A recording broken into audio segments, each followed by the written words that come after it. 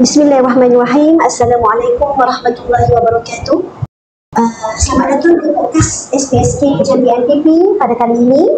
Tuan-tuan dan puan-puan, podcast kita pada kali ini bertajuk menggilap potensi mengukuhkan jati diri organisasi melalui bimbingan dan kaunseling berfokus. Okey, dalam topik pada kali ini kita akan membincangkan bagaimana konsep jati diri itu perlu dipupuk dan perlu disemai sebagai seorang kaunselor bimbingan dan kaunseling di mana dapat memperkukuhkan jati diri seseorang itu sendiri. Tuan-tuan dan puan-puan, bersama dengan saya pada hari yang berbahagia ini, iaitu yang berbahagia Dr. Mazli Syam binti Abdullah, Ketua Penolong Setiausaha, Ketua Unit Pembangunan Pendidikan, Bahagian Psikologi dan Kaunseling, Kementerian Pendidikan Malaysia, yang akan mengupas tentang tajuk ini dan memberi pandangan kepada kita mengenai perbincangan kita pada hari ini. Cek okey? Menyemai inspirasi, menuai kesejahteraan diri. Itu tagline kita pada kali ini. Baik, Doktor. Okey, apa khabar, Doktor? Alhamdulillah, sihat ya? Yeah. Okey, Doktor. Kalau kita melihat kepada tajuk kita pada hari ini ya, Doktor, sebagai permulaan, mungkin Doktor boleh perkenalkan diri sedikit, latar belakang kerjaya Doktor. Okey, saya pengenalan pribadi, saya di Kelantan.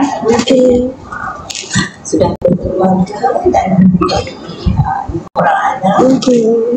Dan saya tinggal di Bali lah, ya.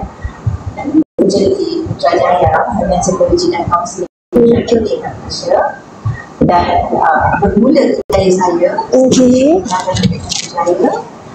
saya bermula daripada guru bahasa Inggeris di sekolah rendah. Umpamanya bila saya dijemput ke Pinang ni, bukan saja kerana Pulau Pinang itu dekat di hati, tapi seperti sirih pulang ke gagal. Kerana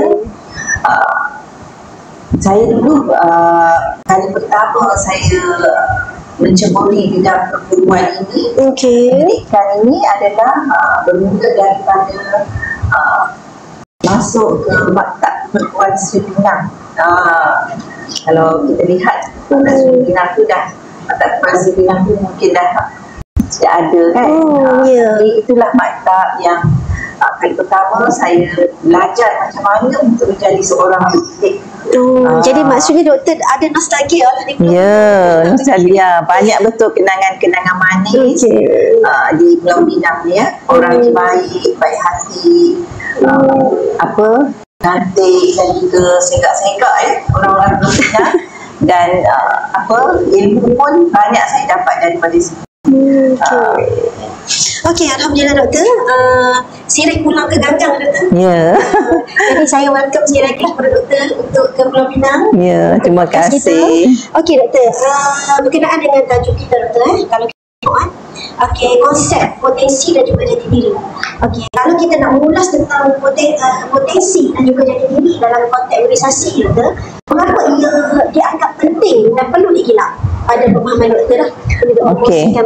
Kalau kita lihat potensi ini adalah merujuk kepada keupayaan yang ada pada diri seseorang yang perlu kita gilapkan.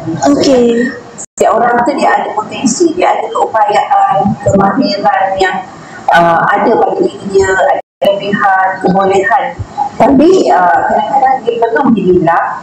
Jadi macam mana kita nak menggilap potensi itu akan menjadi seorang, kalau pegawai yang sangat baik, sangat cemerlang dalam organisasi dia, dengan cara kita memasukkan elemen jati diri itu kepada ya. Kalau kita lihat jati diri itu adalah identiti dan nilai yang membentuk budaya kerja seseorang. Apabila potensi itu ada, apabila kemahiran, kebolehan itu ada, kita masukkan pula nilai-nilai murni, jati diri, disiplin, menempati masa, kesungguhan dalam bekerja. Dia akan menjadikan seorang pegawai itu seorang pegawai yang cemerlang di dalam organisasi. Dan ia akan memberi kesan yang positif kepada organisasi itu untuk berkembang.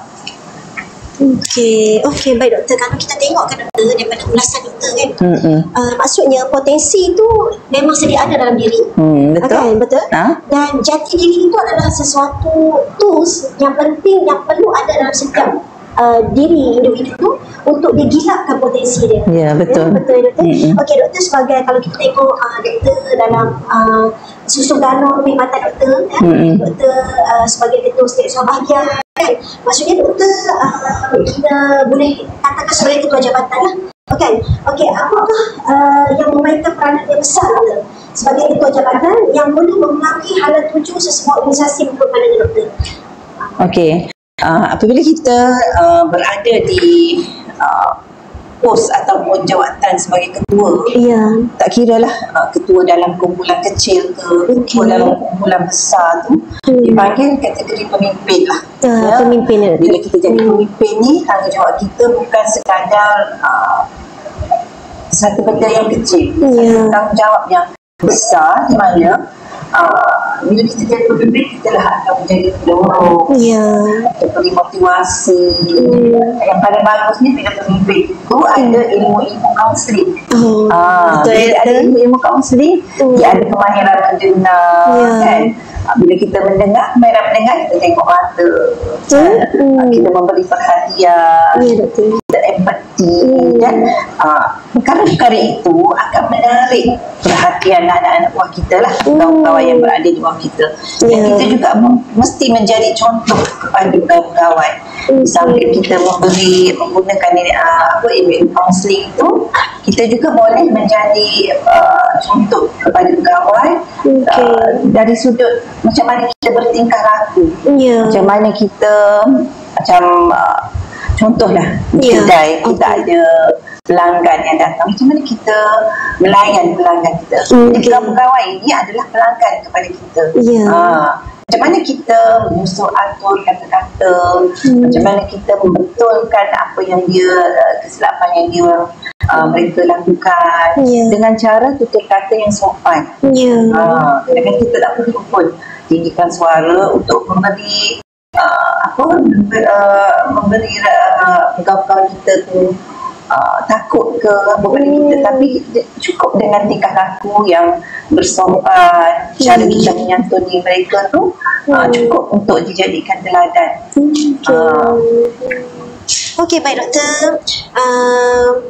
Pastinya doktor ada kenangan-kenangan manis, kenangan-kenangan yang kurang manis sepanjang pentadbir lah kita kata, untuk jabatan kita.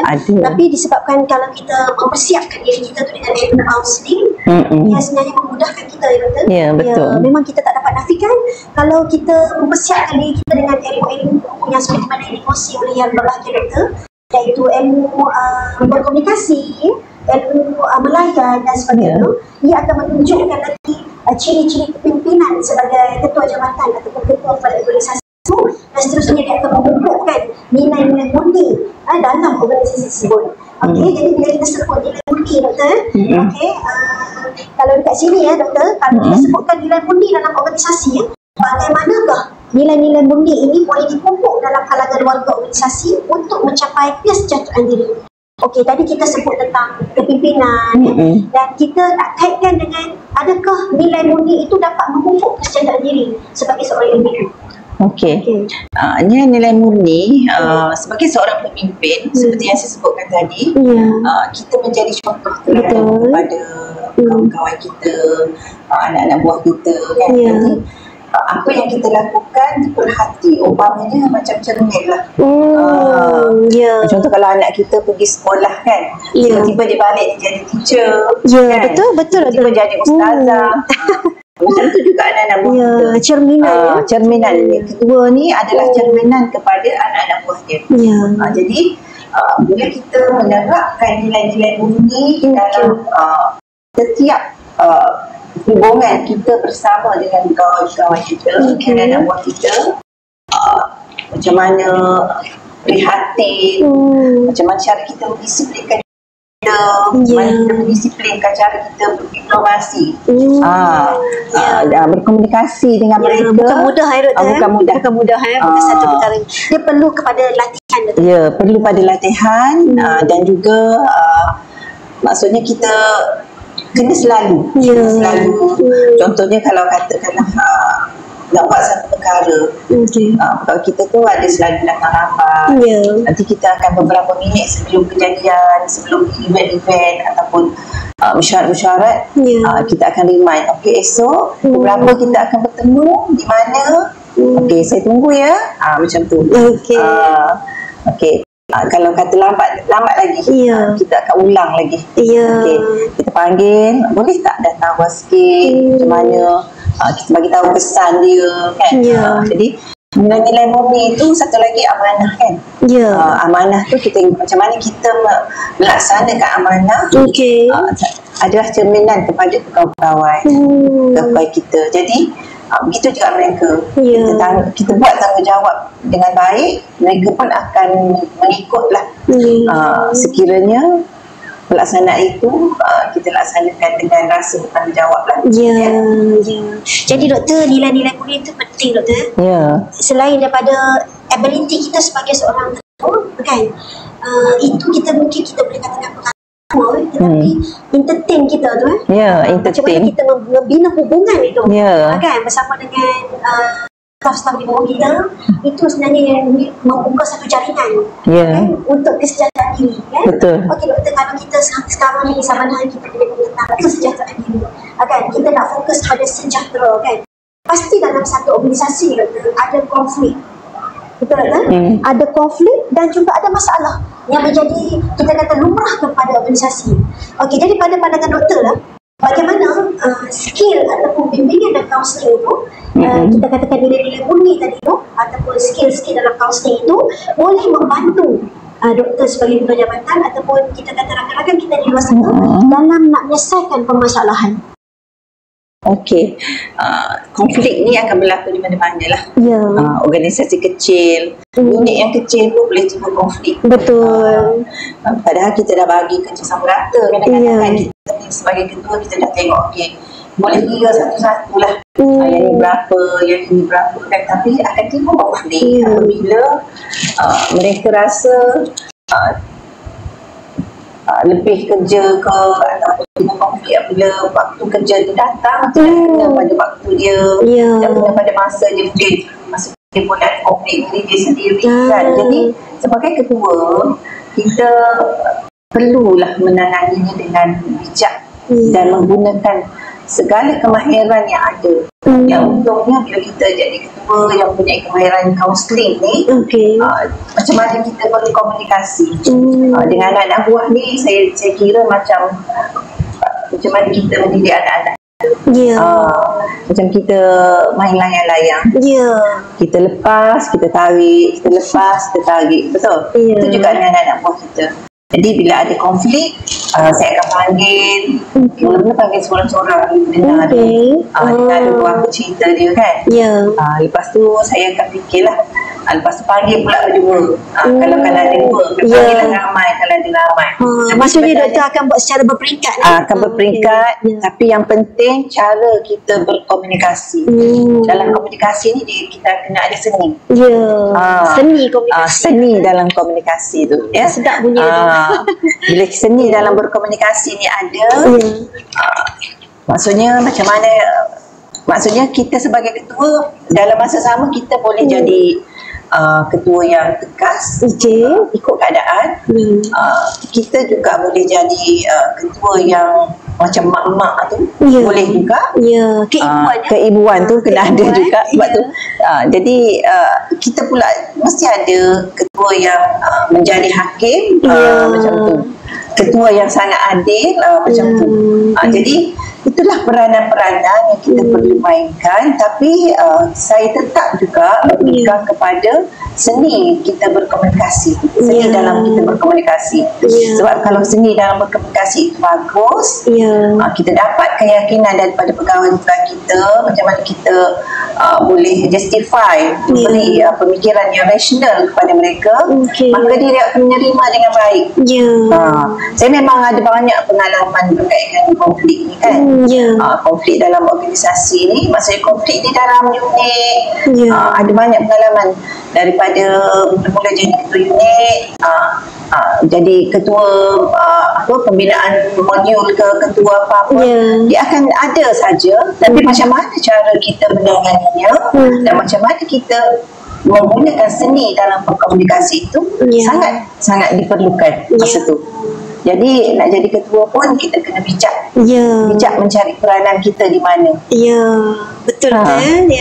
Bila doktor sebut berkenaan dengan seni komunikasi sebab itu kalau kita lihat kita sering mendengar punca ataupun masalah kepada sesuatu perkara itu kebanyakannya dia bermula dari komunikasi. Betul. Jadi seni dalam komunikasi doktor. Seni dalam komunikasi dan ditambah pula dengan nilai-nilai budi kita membangunkan diri seorang pemimpin supaya lebih kekal dalam organisasi untuk terus memimpin doktor. InsyaAllah. Okey, alhamdulillah. Okey doktor, sepanjang kerjaya doktor lah, daripada bermula di alam pendidikan ini, boleh doktor kongsikan apakah amalan yang doktor praktikkan setiap hari untuk doktor nampak kekal sejahtera, kan, nampak manis senyum kan. Walaupun kalau kita tengok dari segi jadual doktor, kita pun tahu kan tugas doktor sekarang ni memang padat. Jadi mesti ada di sebalik itu apa amalan doktor yang doktor praktikkan supaya doktor sentiasa kekal sihat sehingga hari. Alhamdulillah lah diberi kesihatan yang baik, kesejahteraan. Tak ada lagi lah saya pergi pening setakat. Alhamdulillah. Ada waktu kita ada juga musim-musim kita tak sihat kan. Cuma yang paling penting dalam kehidupan kita ni ketenangan, kesejahteraan. Ketenangan, kesejahteraan. Itu adalah perkara yang utama. Kalau tak ada perkara itu, saya rasa saya pun tak boleh duduk sini bercakap hari ini. Saya pun tak boleh ada diri yang sejahtera. Di pegawai-pegawai dan organisasi yang sejahtera kan? Jadi apa yang saya amalkan, saya rasa semualah macam kalau saya Muslim kan, orang Islam, kalau bila kita dah buka mata, celik mata tu yang pertama sekali, yang paling penting kita buat amalan spiritual kita lah kan? Kalau kita orang Islam, kita bangun celik mata, kita tahajud dulu, yang mulai buat apa-apa yang patut dulu, solat taubat, sunat taubat dan solat hajat.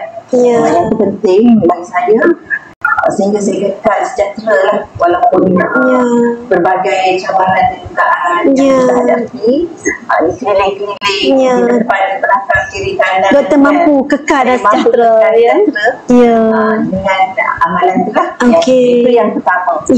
Dan yang kedua dia, saya akan mensyukuri 3 perkara yang saya akan cari apa-apa yang kita syukuri. Alhamdulillah ya Allah, hari ini saya masih lagi diberi nafas untuk saya teruskan tanggungjawab saya sebagai ketua, sebagai ibu, sebagai isteri, dan sebagai pekerja di organisasi kita. Bila kita minum, kita bersyukuri minum air pagi, dah ada lagi air kan. Self-talk tu bercakap dengan diri kita kita bercakap dengan diri kita, dan carilah perkara-perkara apa masih ada regulator kita boleh lagi hidup kita nak kerja kan. Walaupun dalam keadaan yang negatif walaupun keadaan negatif kita mesti berfikiran positif, mesti positifkan diri. Dan yang paling penting kita syukur apa yang kita ada. Bila kita tak syukur apa yang kita ada, kita mencari-cari apa yang kita tidak ada, dan hidup kita tak akan tenang.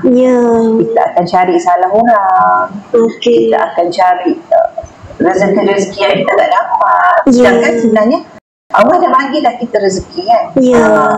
Kalau non-Muslim pun Tuhan dah bagi dah rezeki dari sudut duit.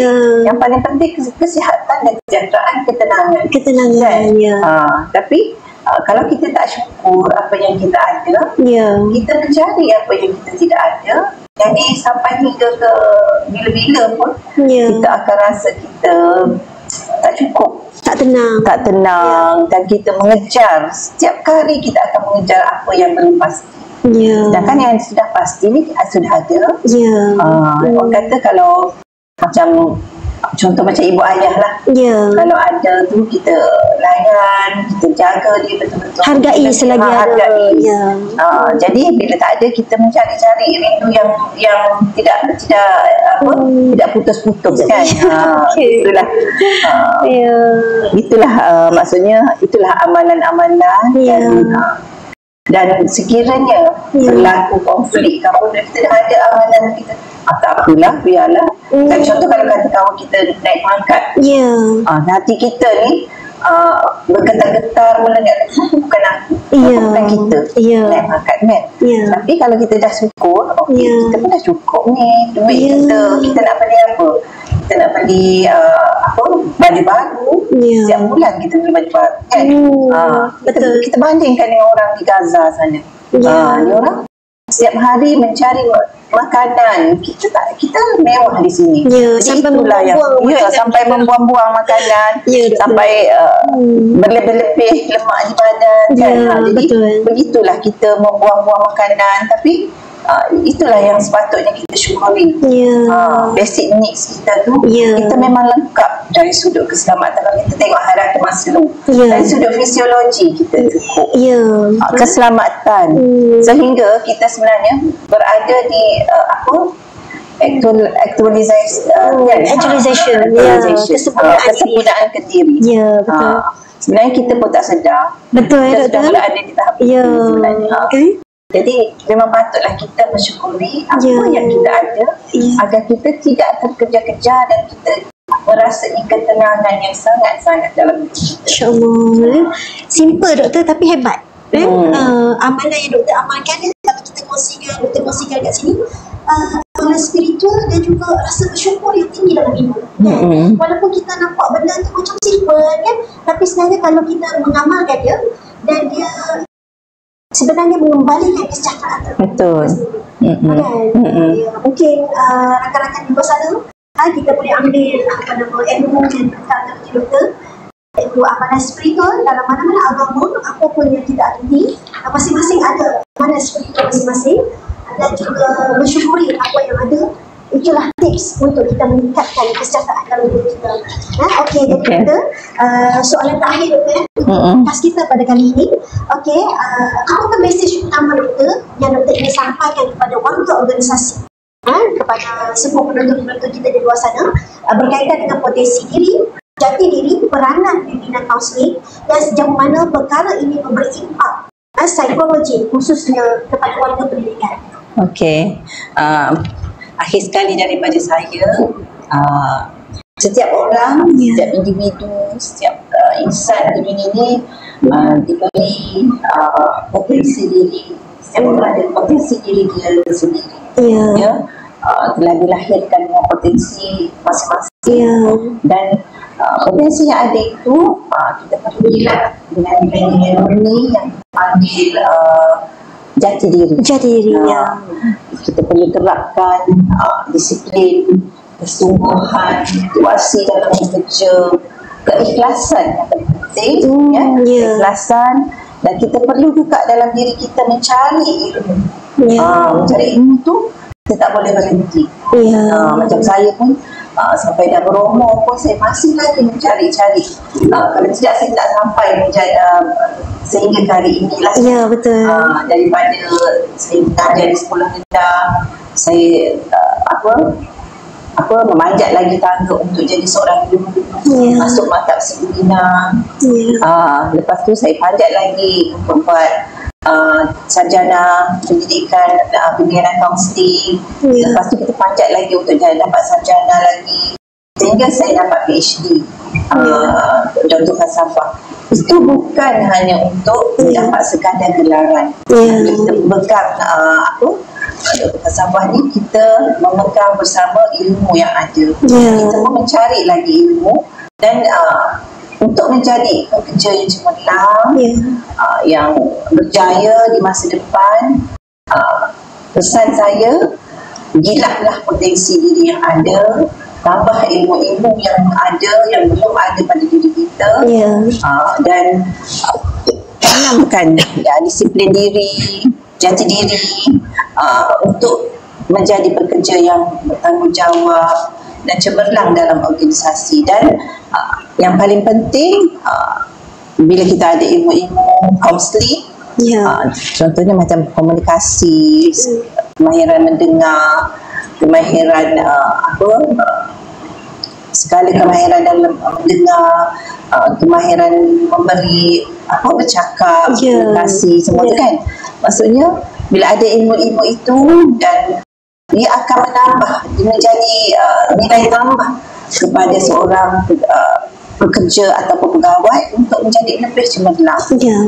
Dan bila ada package yang begitu, potensi ada, jati diri ada, ilmu-ilmu untuk berkomunikasi atau ilmu counseling ada, jadilah insya-Allah pegawai itu akan menjadi pegawai cemerlang dan akan menjadi pemimpin masa hadapan yang cemerlang, insya-Allah. Sangat menarik, Doktor. Saya terimpas kata-kata iaitu setiap manusia itu, Doktor, dia dilahirkan ibarat kain putih. Jadi yang mencorakkannya adalah ibu bapa dia. Betul. Kan? Betul kan, Doktor? Jadi kalau kita tengok kat sini, bila Doktor bercakap tentang potensi jati diri, bermakna itu paling dia gila. Betul. Masing-masing Tuhan kurniakan dengan kelebihan ada dalam diri masing-masing, tetapi sekiranya kita tidak berilmu, kita tak dapat melihat potensi itu. Betul. Jadi jalinan antara kesemua itu, jati diri dan sebagainya itu, kemudian disuruh lagi dengan ilmu yang kita cari. Memang kalau kita tengok Doktor sampai hari ini masih lagi belajar, masih lagi meneroka ilmu. Betul. Dan dia membuatkan jati diri kita itu bertambah kukuh. Betul. Kalau Doktor sembang tadi tentang komunikasi yang berkesan, kan? Seni dalam komunikasi, kan? Kita nampak benda itu simple sebenarnya, kan? Tapi komunikasi itu sebenarnya dia mampu menjadi daya tarik supaya orang di sekeliling kita itu boleh mendengar kita dan memberi perhatian kepada apa yang kita ungkapkan. Betul. Kan, ya Doktor. Okey, jadi amalan-amalan yang Doktor praktikan yang Doktor kongsikan bersama dengan kita sangat simple tapi menarik dan memberi impak yang sangat positif untuk organisasi, khususnya kepada warga pendidikan. Okey, jadi tuan-tuan dan puan, kita berakhir untuk podcast kita pada hari ini. Saya sekali lagi mengucapkan ribuan terima kasih kepada yang berbahagia Dr. Mazli Syam binti Abdullah, Ketua Penolong Setiausaha, Ketua Unit Pembangunan Pendidikan, Bahagian Psikologi dan Kaunseling Kementerian Pendidikan Malaysia, dan sudi bersama dengan kita, Doktor, untuk perkongsian yang sangat bermakna. Semoga perbincangan ini memberi inspirasi kepada kita semua dan terus kita semua menggelak potensi diri untuk mencapai ke arah kesejahteraan diri yang lebih optimum pada masa akan datang. Okey, kita akan bersiaran jika ada rezeki di lain siaran pula, ya. Okey, bye. Assalamualaikum warahmatullahi wabarakatuh.